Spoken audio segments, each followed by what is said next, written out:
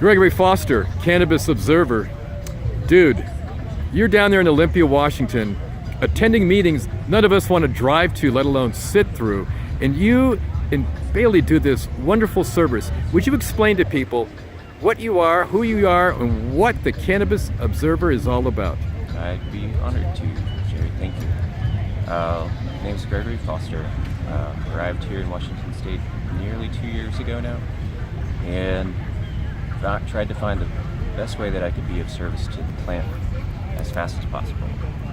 And I'm based in Olympia, and so I had to get up to speed. So I started going to the public meetings of the Washington State Liquor and Cannabis Board, which is the primary regulatory authority for adult use cannabis, marijuana by its technical legal name, so-called. And so the first thing I noticed is that I'm the only person in the room. You're the only public in a public hearing? Yes. Really? Yes.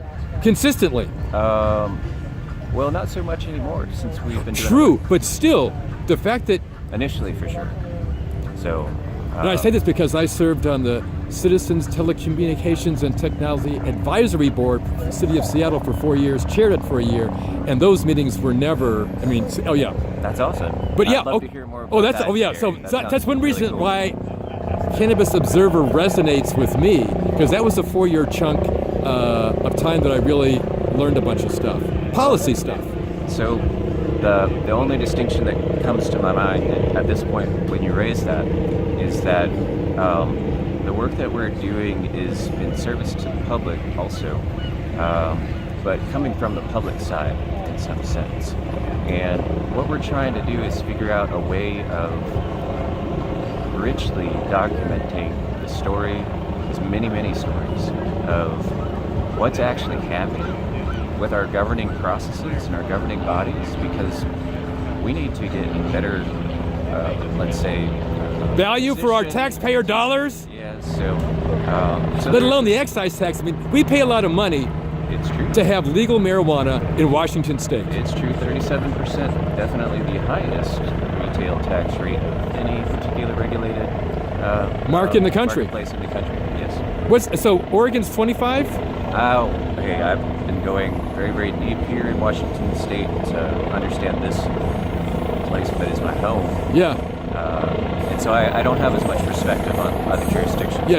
Okay. So you are the interpreter, but not quite the translator of the bureaucracy behind the cannabis industry in Washington. Yes. Because you're more of a journalist than an op-ed voice. Oh, yes. Well, we're fundamentally dealing with public information. And the thing about public information that's important for everyone to know is that we just see kind of the tip of the iceberg in terms of the amount of public information there is that is the public's information. But by default, you have to ask for it. Yes. And maybe that default needs to change. It would be easier for everyone. But for now, it's good to know that we have these processes, we have that ability to ask for whatever we would like to see. And it would just be better to get better at sharing that with each other, because this is a lot of effort for us to do this. It's full-time, for sure, more than full-time. But at the same time, like, I'm one person. Yeah, At one agency. Yeah. So we're working on a model which, like, tentatively right now is called Citizen Observer, that is intended to scale across jurisdictions, so we'd be able to know with a much more deal of accuracy what's actually happening on the regulatory front, legislative front, everywhere in the world. But also not just about cannabis. Oh, so as a periscope into our beloved government. It would be a means of the public being able to exercise much more control over the process of governing the governing processes. So on a scale of 1 to 10, how transparent do you think the cannabis bureaucracy is with everyone else? Well, I'm new to Washington State, so I don't necessarily have as much experience with all of the different agencies, but I've seen enough to see that actually the Liquor and Cannabis Board, for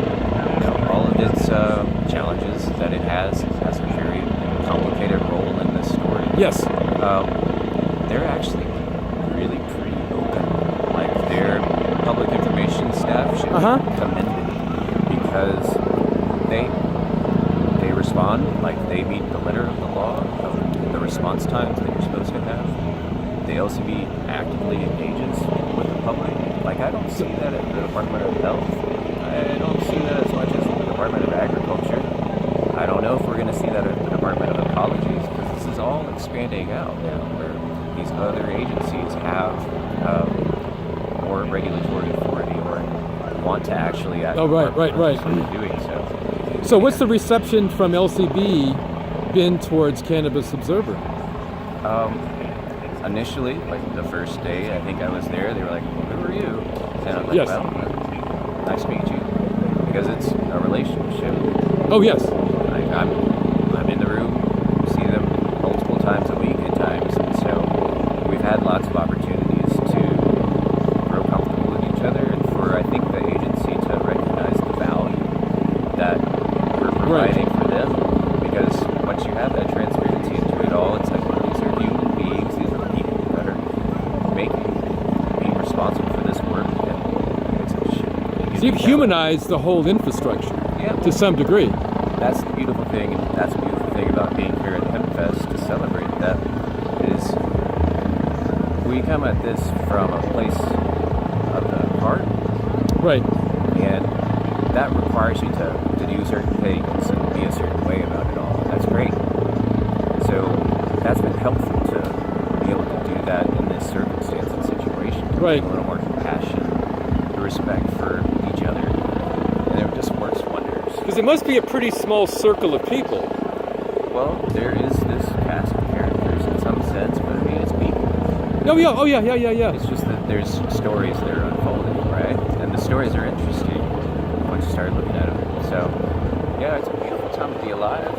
And thank you so much for being interested in creating a moment like this for us to share. It's great. Oh no, I have deep respect. So again, Gregory Foster, Cannabis Observer. For people who want to follow up, I'm assuming there's a website.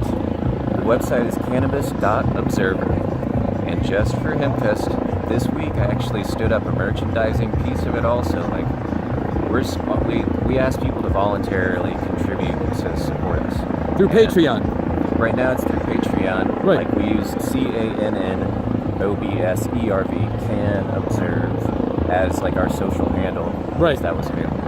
And but I just stood up a merchandising part that's shop.cannabis.observer. And you can get like gear with our logo, which is pretty cool. It is. It's a very cool logo. All right. Yeah. That's right.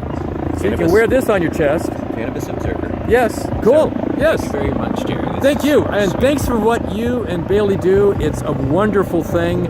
I'm just glad that you guys have stuck with it. All right. Thank you, Jerry. Thank all of you.